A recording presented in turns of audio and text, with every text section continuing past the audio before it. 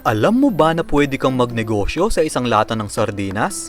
Yan ang ituturo ko sa inyo dahil ang main ingredients natin ay sardinas. Wow! Kaya ilabas nyo na ang mga ayuda na nakuha nyo dahil pwede kayong kumita sa recipe na to. Kung wala pa kayong nakukuhang ayuda guys, puntahan nyo na si Kapitan. Ayain mong magnegosyo at sabihin mo 50-50 ang hatian. Ang dami niyan.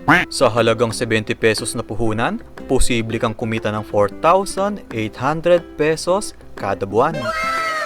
Kaya sana matapos mo itong video ko na to dahil marami akong ituturong tipid tips sa inyo. Yo, what's up mga kaloko? Ako nga pala ang inyong lokong kusinero and welcome to my cooking channel. Ang recipe natin for today ay Fishball Sardines. Guys, 96 na piraso ang nagawa ko sa recipe na to. Wow! Halos kalasa ito ng fishball na nabibili nyo, kaya sigurado magugustuhan to ng bibili sa'yo. Magandang i-partner to sa hotdog ring na itinuro ko sa inyo. May hotdog ka na, may balls ka pa. Ang sagwa talaga. Siya nga pala guys, pwede nyong gamitin tong mga picture na to para sa negosyo nyo. Puntahan nyo lang ang Facebook page ko na Lokong Kusinero at i-download nyo ang mga pictures na to. Sigurado mapapa-order sila sa inyo. Pinotoshoot ko talaga to para magamit nyo. Ready na ba kayong magnegosyo at kumita sa nakuha nyong ayuda? Kung ready na kayo, tara! Intro muna tayo.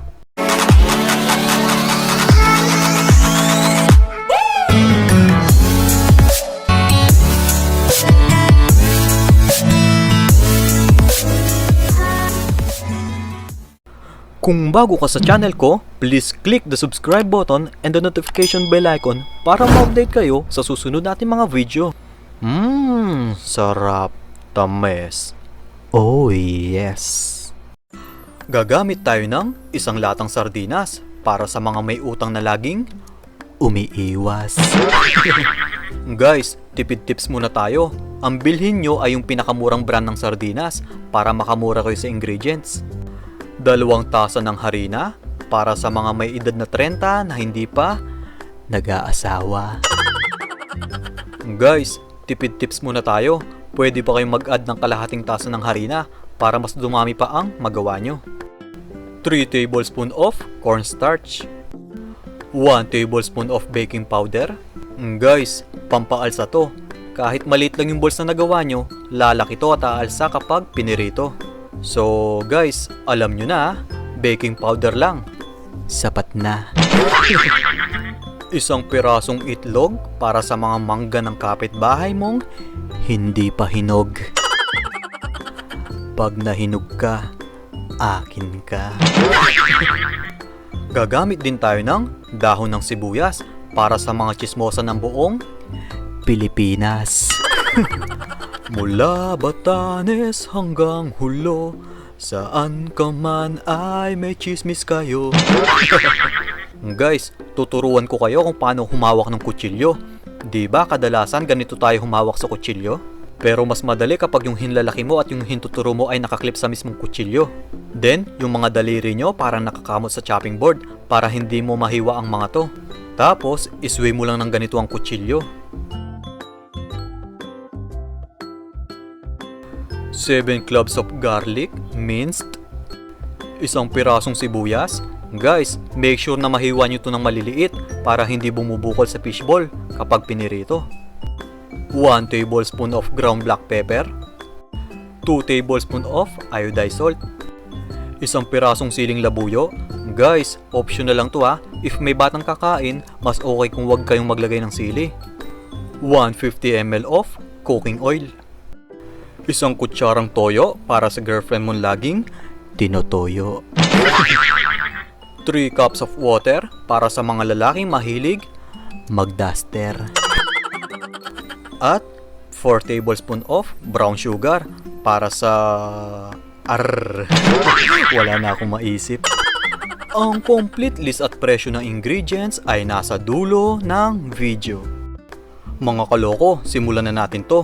Gagamit ako dito ng strainer. Then, ibuhos na natin ang sardinas. Optional lang ang proseso na to. Nadadalian kasi akong durugin ng sardinas kapag nakahiwalay sa sarsa. Ang target kasi natin ay maging Pino ito. Siya nga pala guys, dalawang negosyo recipe ang ituturo ko sa inyo sa isang video ko na to. Familiar ba kayo sa veggie fishball? So itong sardinas guys, palitan mo lang ng isang pirasong carrots at sundin mo lang ang recipe na to. Makakagawa ka ng veggie fishball. Parehas lang naman sila ng ingredients at proseso. Basta mamili ka kung sardinas o carrots ang gagamitin mo. Pagsamahin na ulit natin ang sarsa at ang laman ng sardinas dahil gagamitin natin to mamaya. Then, paghalu-haluin na natin ang 2 tasa ng harina, 3 kutsarang corn starch, 1 kutsarang baking powder, 2 kutsarang asin, at 1 kutsarang paminta. Habang hinahalo ko to guys, gusto ko lang magpasalamat unang-una kay God sa naging resulta ng hotdog ring recipe ko. Thank you din sa mga sinalihan kong cooking group at syempre sa mga subscribers kong galing sa TikTok. Grabe guys, isang gabi akong di nakatulog dahil sa inyo. Maraming salamat po talaga dahil binigyan niyo ako ng lakas ng loob para ipagpatuloy itong hinahalo ko. Tapos na pala ang daldal ko. Next ay ilagay na natin ang dahon ng sibuyas. Isunod na din natin ang 1 piraso ng sibuyas. Next ay ang 4 cloves of garlic. Guys, yung natira, gagamitin natin sa sauce mamaya. Ibuhos na din natin ang sardinas. Pero alam nyo ba na ang sardinas ang pinakapasaway na isda ngayong ECQ? Kasi walang social distancing. Siksikan sa lata. So nilagyan ko lang to ng 1 pirasong itlog guys. Ito kasi ang magsisilbing binder ng ating mixture. Haluin lang natin itong mabuti para mag-combine ang ating mga ingredients. So habang hinahalo ko to, shoutout muna tayo. Shoutout po kay Chagyu Valera, Jason Sarona, Jack, Fox Gamer TV, Isha Del Rosario, Joma Seriaco, Maria Lira, at mamaya na ang iba. Guys, magdagdag tayo ng tubig para makuha natin ang tamang lapot ng ating mixture. Mamaya sasabihin ko kung magkano ang bentahan nito. So kapag ganito na ang mixture nyo, pwede na nating ipirito. Pero bago tayo magpirito, gawin muna natin ang sauce. Mas masarap kasi ang fishball kapag bagong luto. Mga kaloko, lutuin na natin ang sauce. Maglalagay ako dito ng 2 cups of water. Isunod na din natin ang 1 kutsarang toyo. Then, 4 na kutsarang brown sugar. Pwede din kayong gumamit ng white sugar, kaso 3 kutsara na lang ang ilagay nyo. Isunod na din natin ang bawang. Guys, hindi pa nakasindi ang lutuan ko ha. Pinaghalo-halo ko muna kasi ang mga ingredients. Tapos, kuha tayo ng 1 tasang tubig. Dito kasi natin tutunawin ang corn starch. Huwag niyong tutunawin diretso sa lutuan nyo guys para hindi kayo mahirapan sa pagtunaw. So, kapag natunaw na, pwede na nating ibuhos sa ating saucepan. Guys, sindihan na natin ang lutuan. Lulutuin natin to into low to medium heat at dapat lagi nating hahaluin para hindi magbubuo yung bandang ilalim. So habang hinahalo ko to guys, shoutout nga pala sa pinsan ko na si Jeng Villanueva. Kung gusto nyo makapanood ng kwelang makeup tutorial, pwede nyong bisitahin ang channel niya. Madami kasi nagre-request ng face reveal sa akin. Actually, magkahawig kami, wala nga lang siyang bigote. Guys, lalagyan natin to ng 2 kurot ng asin para may konting alat. Then, ilagay na din natin ang 1 pirasong sili. Pero optional lang to guys. So kapag ganito nakalapot ang sauce nyo, patayin nyo na ang lutuan nyo. Guys, heto na ang mixture natin. Pwede na tayong magpirito. Magpainit muna tayo ng mantika.